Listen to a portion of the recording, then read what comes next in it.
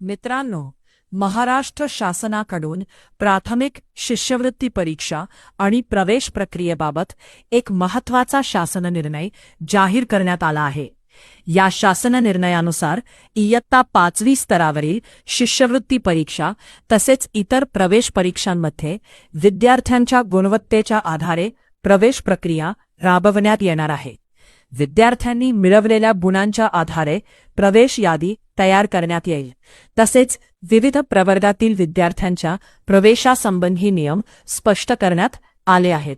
ही संपूर्ण प्रक्रिया महाराष्ट्र राज्य परीक्षा परिषदेच्या मार्गदर्शनाखाली पार पडणार आहे.